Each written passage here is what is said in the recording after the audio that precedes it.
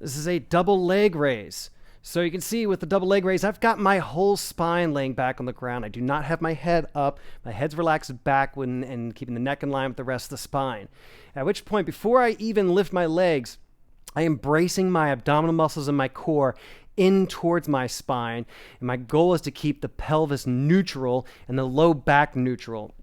So when I do this lift, I don't want my lower back to be taking over because the front of my core is fatiguing. If that's the point, I set my feet down. Or you can kind of bring your knees in, give yourself a little bit of relief here as well. But once you're ready, then you're going to have your legs out straight and just lift them straight up off the ground, keeping your knees straight as far as you can go. If you got tight hamstrings like me, you might stop somewhere around there. If you can go all the way straight up, great. And all the way back down to just before they touch and back up. Just before they touch the ground and back up. The idea is keep that core tightly drawn in and engaged before you bring them straight back up in the air.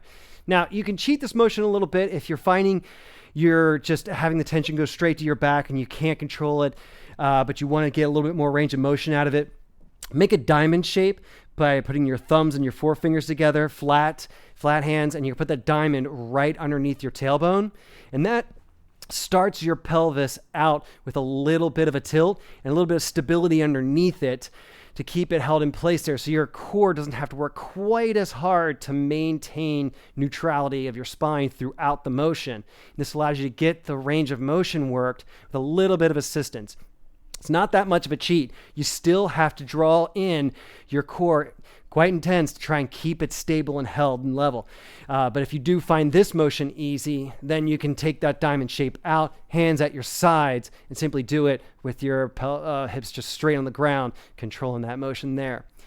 If you want to add weights to this, just simply throw ankle weights around your ankles, and then do the same motion, but with ankle weights. And that sucker will level that up right there, but the form is the same. Abdominal muscles in, core drawn in, not sucking in, but drawn in. So you should still be able to breathe while holding that core engagement.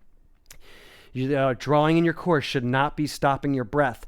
You keep that core drawn and held steady as you continue to breathe, smooth and good, steady breaths throughout your set.